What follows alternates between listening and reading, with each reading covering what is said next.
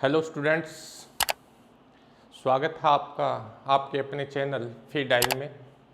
आपने पिछले वीडियो देख लिए होंगे, आपको अच्छी तरह से फिजिक्स समझ में आ रही होगी। और अगर समझ में नहीं आ रही है तो आप मुझे कमेंट ज़रूर कीजिए। आपको जहाँ भी प्रॉब्लम आ रही है तुरंत आप मुझे कमेंट कीजिए। अच्छी लग रही है तो भी आप कमेंट कीजिए ताकि अपने और इसको अच्छा बना पाएँ।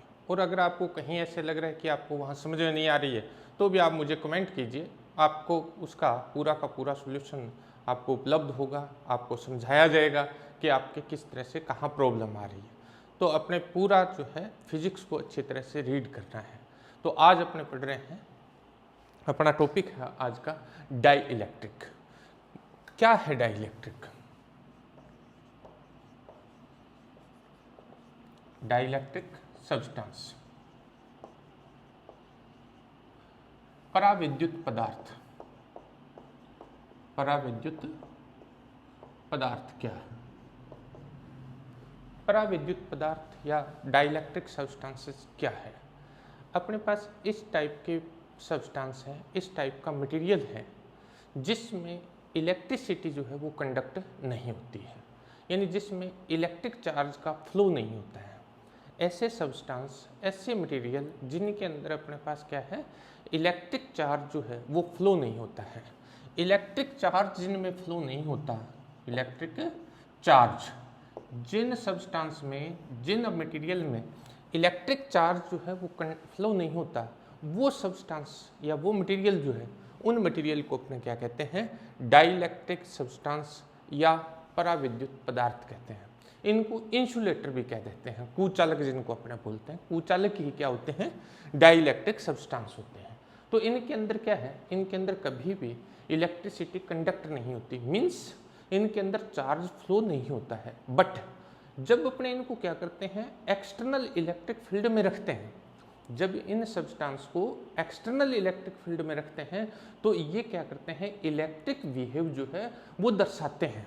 जैसे अपने क्या करते हैं, इनको एक्सटर्नल इलेक्ट्रिक फील्ड, यानी या यूं कहें कि इन पर एक्सटर्नल इलेक्ट्रिक फील्ड अप्लाई करते हैं, तब भी ये क्या करते हैं, इलेक्ट्रिक बिहेव जो है वो दर्शाते हैं। किस तरह से दर्शाते हैं वो अपने अच्छी तरह से अब पढ़ेंगे। लेकिन इनके अंदर जो है वो इलेक्ट्रिक चार्ज का फ्लो नहीं होता है, कभी भी इलेक्ट्रिक चार्ज को ये फ्लो नहीं होने देते हैं। तो ऐसे जो सब्सटेंस हैं वो अपने पास क्या होते हैं? डाइलेक्ट्रिक सब्सटेंस, पराविद्युत पदार्थ होते हैं। एग्जाम्पल इनके, एग्जाम्पल बेटा इनके है अपने पास रबर है। रबर जो है वो अपने पास क्या होता है? डाइलेक्ट्रिक सब्सटेंस है। अपने पास क्या होता है? Dielectric substance rubber. Glass, glass जो है वो भी अपने पास क्या है? Dielectric substance. अपने पास पेपर जो है, पेपर जो है वो भी अपने पास क्या होता है? डाइलेक्ट्रिक सब्सटेंस होता है। ये ऐसे पदार्थ हैं, ऐसे मटेरियल हैं जिनमें इलेक्ट्रिक चार्ज का फ्लो नहीं होता है। अब अपने जानते हैं कि प्रत्येक जो भी मटेरियल है वो क्या होता है? एटम से मिलकर बना होता है। मटेरियल्स जो होते हैं वो किससे मिलकर बने होते हैं? सब्सटेंस जो है वो एटम से मिलकर बने होते हैं। और एटम के बारे में अपने जानते हैं, एटम में अपने पास क्या होता है? एटम जो है, एटम में अपने पास क्या होता है? न्यूक्लियस होता है। न्यूक्लियस में अपने पास क्या होता है? पॉजिटिवली चार्ज प्रोटॉन होते हैं और अपने पास न्यूट्रल क्या होते हैं? न्यूट्रॉन होते हैं। इसके अराउंड क्या करते हैं? न्यूक्लियस के चारों तरफ अपने पास नेगेटिवली चार्ज इलेक्ट्रॉन जो है वो रिवॉल्व करते हैं। यानी एटम के स्ट्रक्चर मोटे रूप में अपने पास ये होती है कि उसके अंदर न्यूक्लियस है, न्यूक्लियस में पॉजिटिवली चार्ज क्या होते हैं? प्रोटॉन है, और नेगेटिवली चार्ज इलेक्ट्रॉन जो है इस न्यूक्लियस के अराउंड जो है वो सर्कुलर पाथ में क्या करते हैं? रोटेट करते हैं। ये एक सिंपल सी स्ट्रक्चर अपने पास होती है। अब पॉजिटिव जो चार्ज है, ध्यान से सुनना, यहीं से अपने डाइलेक्ट्रिक सब्सटेंस की टोटल जो चीज है वो अपने पढ़ने जा रहे हैं। तो जो अपने पास पॉजिटिव चार्ज है, पॉजिटिव चार्ज का अपना एक सेंटर होता है। पॉजिटिव चार्ज का अपना एक सेंटर होता है, और जो नेगेटिव चार्ज है, नेगेटिव चार्ज का अपना एक सेंटर होता है। यानी पॉजिटिव चार्ज जो है, पॉजिटिव चार्ज किसकी वजह से है? प्रोटॉन की वजह से। तो प्रोटॉन के कारण जो पॉजिटिव चार्ज है उसका अपना एक सेंटर है, और जो इलेक्ट्रॉन है, इलेक्ट्रॉन क्या है? नेगेटिवली चार्ज है। ये क्या कर रहे हैं, ये रिवॉल्व कर रहे हैं किसमें, सर्कुलर पाथ में, न्यूक्लियस के अराउंड। इनका अपना एक क्या है, सेंटर है। अब क्या होता है कि इन सेंटर के बेस पे ये जो डाइलेक्ट्रिक सब्सटेंस है ये दो प्रकार के होते हैं। कितने टाइप के होते हैं, 2 टाइप के होते हैं, 2 प्रकार के होते हैं। कौन कौन सा प्रकार है वो अपने देखते हैं। देखिए अपने पास आता है first non polar dielectric material और सब्सटेंस, मटेरियल और सब्सटेंस। नॉन पोलर अध्रुवी परावैद्युत पदार्थ, अध्रुवी परावैद्युत पदार्थ, नॉन पोलर। देखो नाम से पता लग रहा है, नॉन पोलर जिनके अंदर पोल नहीं है, मीन्स ये ऐसे सब्सटेंस होते हैं जिनमें क्या होता है, पॉजिटिव चार्ज का सेंटर और नेगेटिव चार्ज का जो सेंटर है वो एक ही जगह क्या होता है, कोइंसाइड होता है, मतलब सहकेंद्रित होता है, एक ही केंद्र होता है पॉजिटिव का और नेगेटिव का। इस टाइप के मटेरियल हैं ये। अगर अपने पास डाइलेक्ट्रिक सब्सटेंस में पॉजिटिव चार्ज का सेंटर और नेगेटिव चार्ज का सेंटर एक ही पॉइंट पे हो, एक ही सेंटर हो दोनों का, तो इस टाइप के जो अपने पास सब्सटेंस होंगे वो अपने पास क्या होंगे, नॉन पोलर डाइलेक्ट्रिक सब्सटेंस होंगे। मीन्स जहां पॉजिटिव चार्ज का सेंटर, उसी के ऊपर अगर अपने पास क्या है, नेगेटिव चार्ज का सेंटर हो, यानी दोनों सेंटर क्या करें, कोइंसाइड करें, यानी सहकेंद्रित हो दोनों एक सेंटर, तो इस टाइप का अपने पास जो सब्सटेंस होगा वो क्या होगा, नॉन पोलर डाइलेक्ट्रिक सब्सटेंस होगा। अब देखिए अगर इन दोनों पोल के बिटवीन डिस्टेंस, दोनों पोल के बिटवीन डिस्टेंस की बात करें तो डिस्टेंस अपने पास कितनी है, डिस्टेंस बिटवीन दोनों जो सेंटर है पॉजिटिव और नेगेटिव, उनके बिटवीन अपने पास सेंटर कितना, डिस्टेंस कितना आ गया, 0 आ गया। अगर ये डिस्टेंस 0 है तो फिर अपने पास इसका डाइपोल मोमेंट क्या हो गया, 0 हो गया, क्योंकि डाइपोल मोमेंट तो अपने पास क्या होता है, चार्ज इनटू डिस्टेंस होती है। तो चार्ज तो है लेकिन डिस्टेंस कितनी है, 0।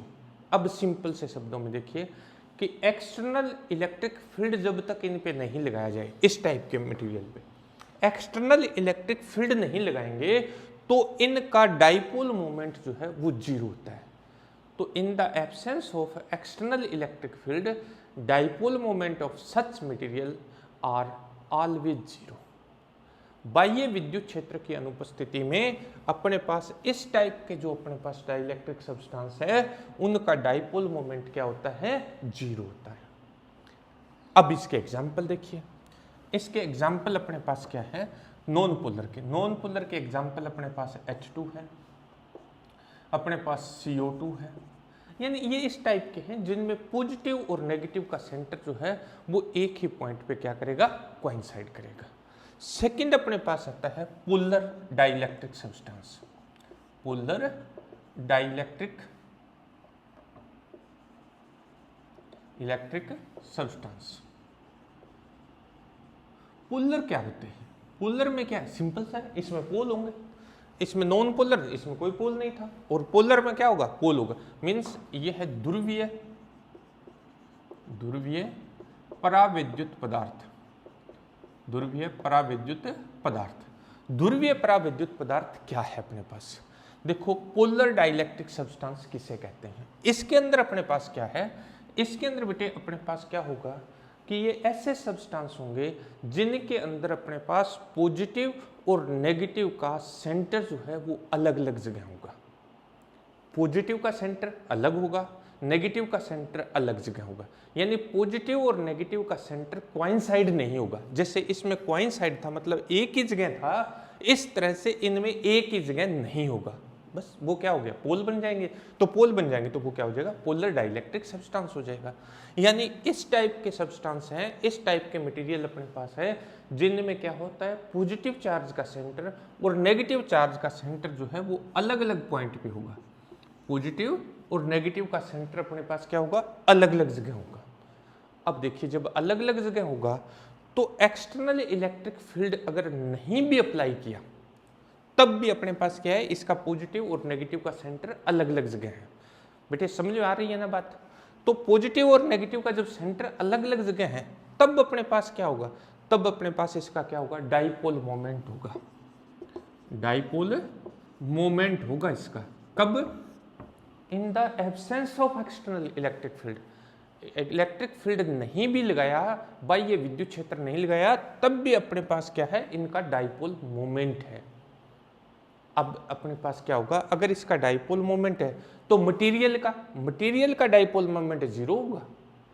बाह्य विद्युत क्षेत्र की अनुपस्थिति में ये सिर्फ एटम जो है, एटम का डाइपोल मोमेंट होगा, बट जो अपने पास मटेरियल है, सब्सटेंस है, सब्सटेंस का डाइपोल मोमेंट जो है वो क्या होगा, 0 होगा। रीजन ये होता है कि जो अपने पास थर्मल मोशन है, उस थर्मल मोशन के कारण, तापीय गति के कारण, थर्मल मोशन के कारण क्या होगा, इन डाइपोल जो होंगे वो डाइपोल जो है बेतरतीब होंगे, यानी कोई किसी दिशा में होगा, कोई किसी दिशा में होगा, कोई किसी दिशा में होगा, तो उनका जब अपने क्या करेंगे, जोड़ करेंगे तो रिजल्टेंट अपने पास क्या आ जाएगा, 0 आ जाएगा। यानी इंडिविजुअल एटम का डाइपोल मोमेंट होगा, बट पदार्थ का जो है वो डाइपोल मोमेंट क्या होगा, 0 होगा। तो ये अपने पास क्या होते हैं, 2 टाइप के अपने पास सब्सटेंस है। अब आता है अपने पास पोलराइजेशन ऑफ डाइलेक्ट्रिक सब्सटेंस। तो पोलराइजेशन का मतलब क्या है, कैसे पोलराइजेशन का मीनिंग, सिंपल सा मीनिंग मैं ये समझाना चाहता हूँ कि पोलराइजेशन का मीनिंग ये है कि जो ये डाइलेक्ट्रिक सब्सटेंस है, इनके अंदर अपने जो डाइपोल मोमेंट है वो किस तरह से इंड्यूस्ड होता है, डाइपोल मोमेंट किस तरह से उत्पन्न कर दें। सिंपल सा मीनिंग ये है कि डाइपोल मोमेंट उत्पन्न कर दें तो वो अपने पास क्या हो जाएगा, इनका पोलराइजेशन हो गया। तो अपने रीड करेंगे अब पोलराइजेशन ऑफ डाइलेक्ट्रिक सब्सटेंस। पराविद्युत पदार्थों का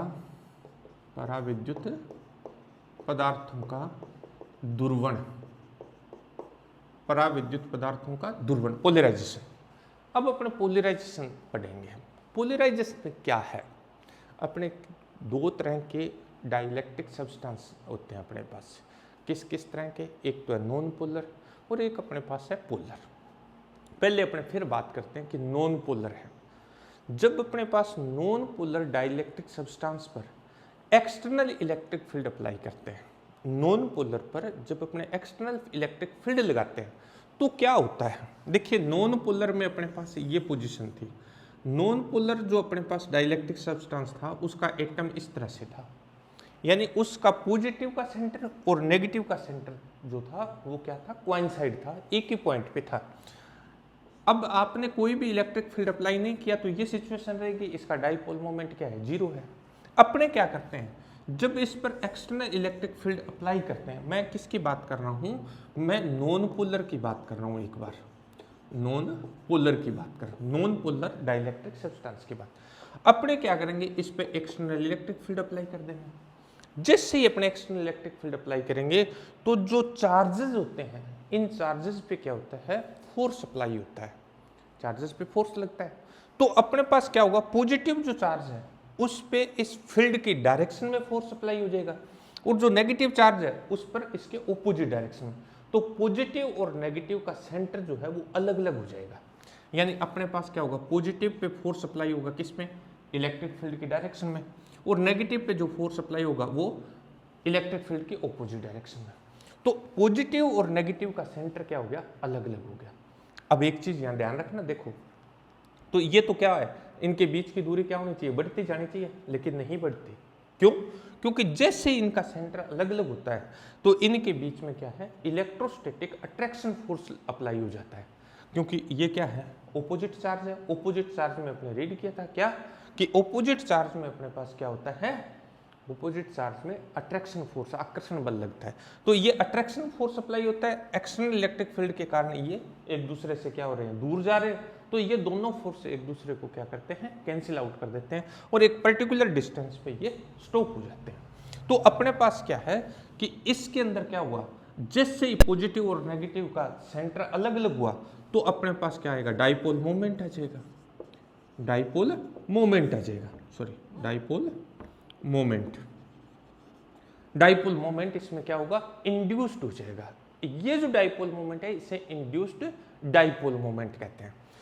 अब देखिए कि अपने पास जो पोलर थे, जिन डाइलेक्ट्रिक सब्सटेंस के एटम जो थे पोलर थे, उनका क्या हुआ। पोलर में क्या होता है, जब E 0 है, अपने मीन्स कोई भी एक्सटर्नल इलेक्ट्रिक फील्ड नहीं लगाया, तब क्या होता है, एक्सटर्नल इलेक्ट्रिक फील्ड में क्या था कि ये इस टाइप से बेतरतीब थे। सिंपल सा मतलब रैंडम जिसको कहते हैं, बेतरतीब थे। यानी इसके डाइपोल मोमेंट की डायरेक्शन ये, इसकी डायरेक्शन हो सकती है ये हो, इसके डाइपोल मोमेंट की डायरेक्शन ये हो सकती है, इसके डाइपोल मोमेंट की डायरेक्शन ये हो सकती है, इसके डाइपोल मोमेंट की डायरेक्शन ये हो सकती है, इसके डाइपोल मोमेंट की डायरेक्शन ये हो सकती है। तो रिजल्टेंट वैल्यू क्या हो गई, 0 हो गई।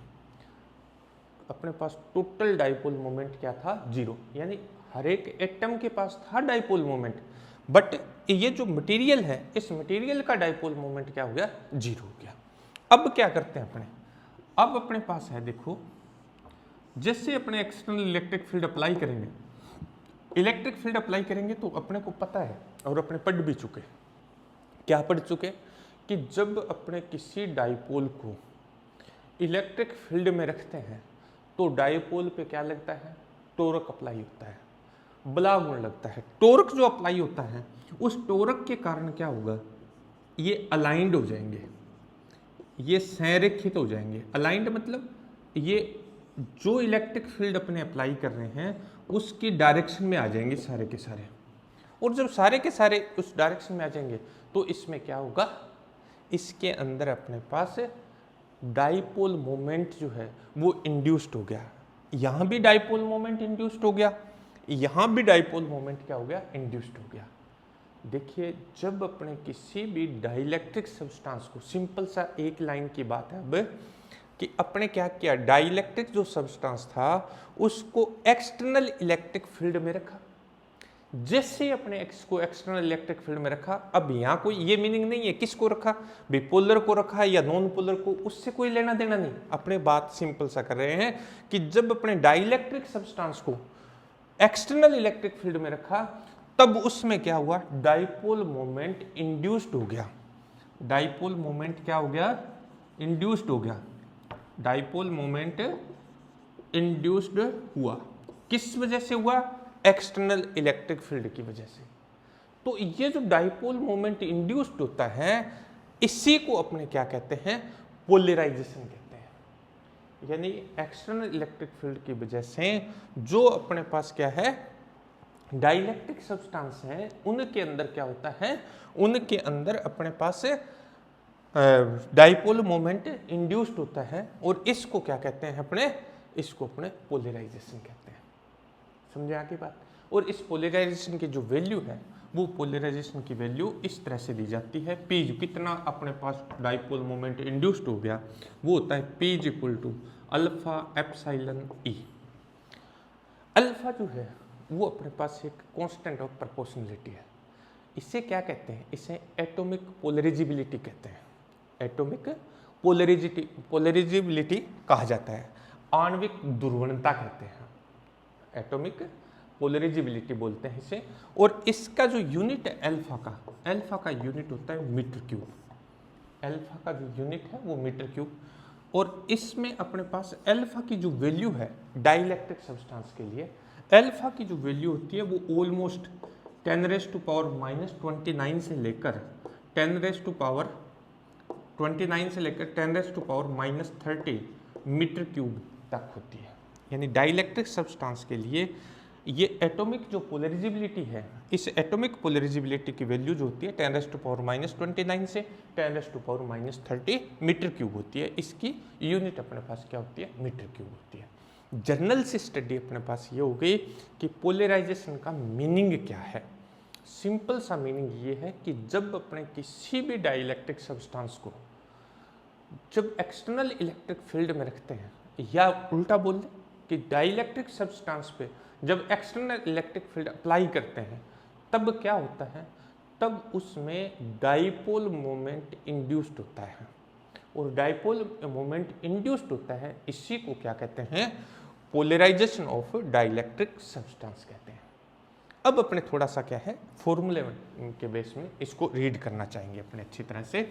इसके लिए अपने क्या करते हैं, अपने एक स्लेब लेते हैं, एक डाइलेक्ट्रिक सब्सटेंस की क्या करते हैं स्लेब लेते हैं, और उस डाइलेक्ट्रिक सब्सटेंस की जो स्लेब ले रहे हैं उसमें उसके जो एटम है वो नॉन पोलर है, यानी नॉन पोलर डाइलेक्ट्रिक सब्सटेंस की एक स्लेब ले लेते हैं।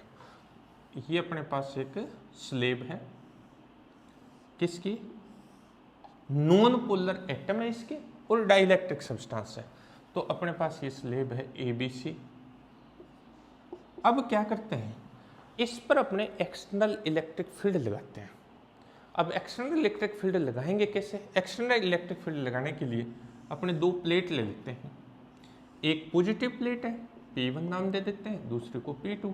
ये पॉजिटिव प्लेट, ये नेगेटिव प्लेट। तो पॉजिटिव से नेगेटिव की तरफ अपने को पता है कि यूनिफॉर्म इलेक्ट्रिक फील्ड जो है वो अप्लाई हो जाएगा। तो इस पे इलेक्ट्रिक फील्ड E0 नेम दे देता हूँ मैं इसको। E0 का मतलब अपने पास है आउटर इलेक्ट्रिक फील्ड, सिंपल सा मतलब ये बाह्य विद्युत क्षेत्र।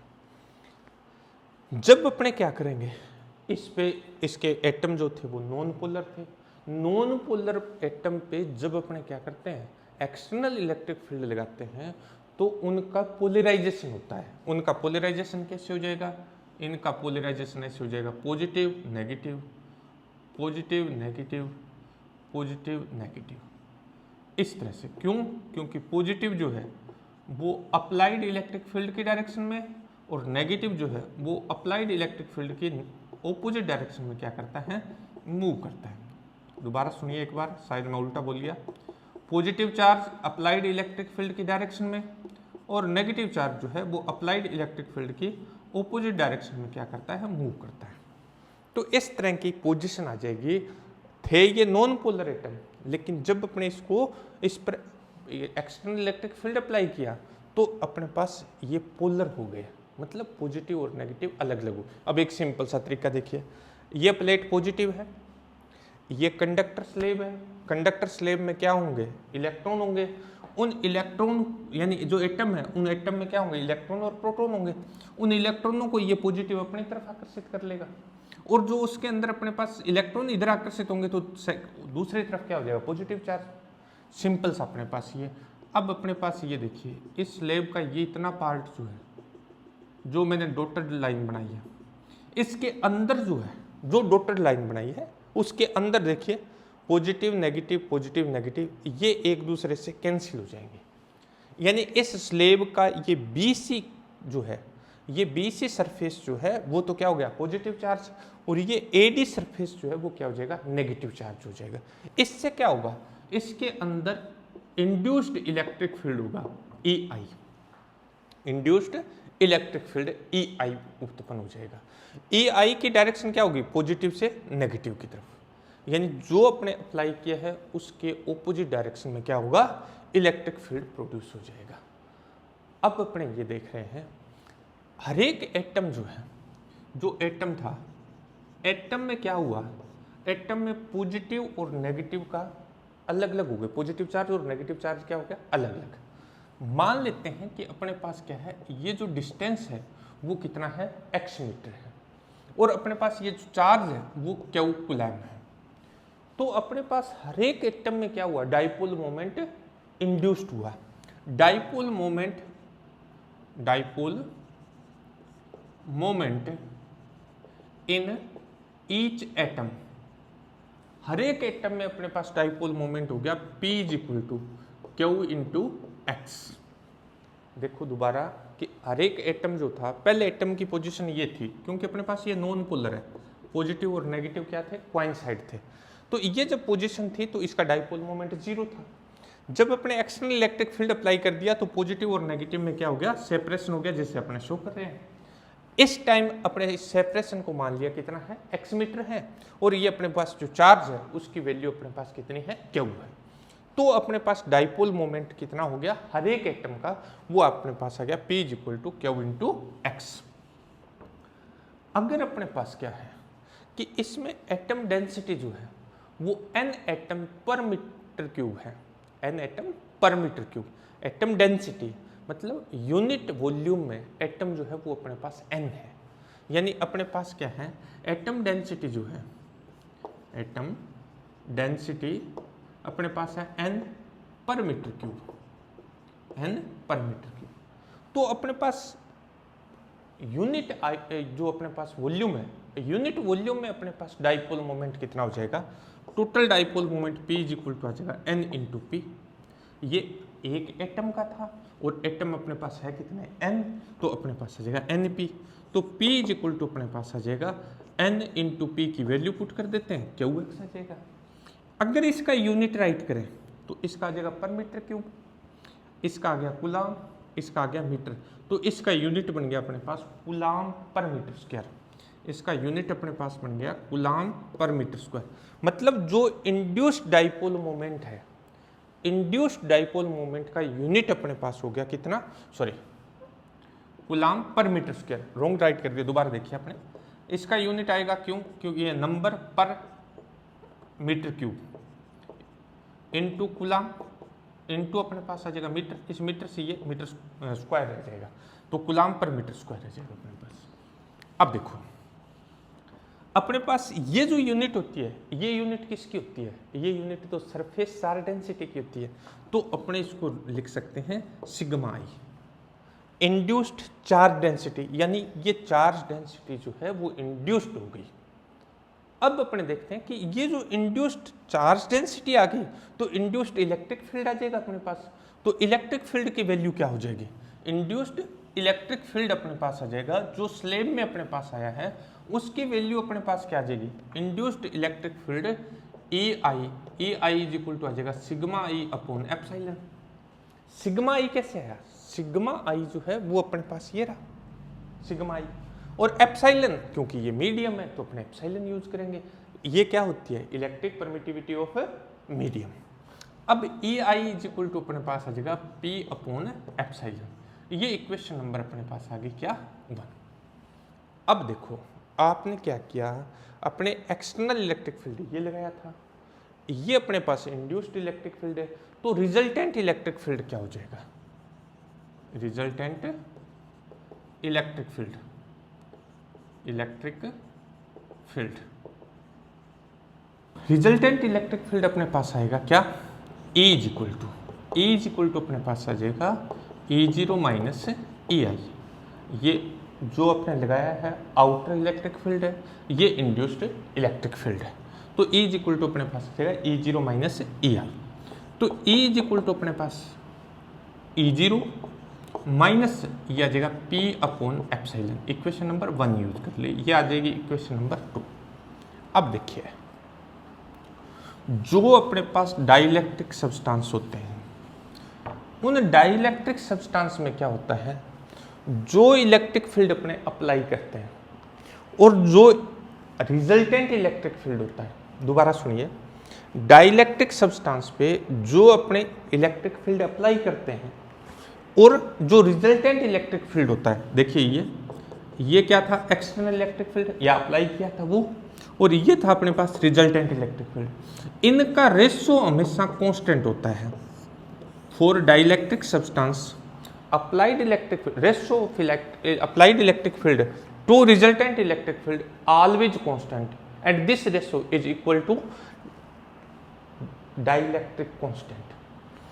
जो भी अपने पास ये डाइलेक्ट्रिक सब्सटेंस होते हैं उनके लिए अप्लाइड इलेक्ट्रिक फील्ड और रिजल्टेंट जो इलेक्ट्रिक फील्ड होता है, इनका रेशियो जो होता है वो हमेशा कांस्टेंट होता है, और ये कांस्टेंट किसके इक्वल होता है, डाइलेक्ट्रिक कांस्टेंट के इक्वल होता है, या रिलेटिव इलेक्ट्रिक परमिटिविटी जिसको अपने कहते हैं।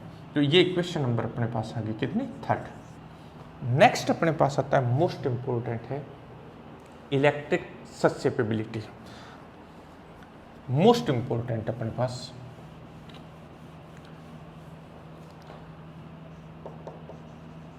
इलेक्ट्रिक ससेप्टिबिलिटी क्या है, विद्युत प्रवृत्ति, विद्युत प्रवृत्ति।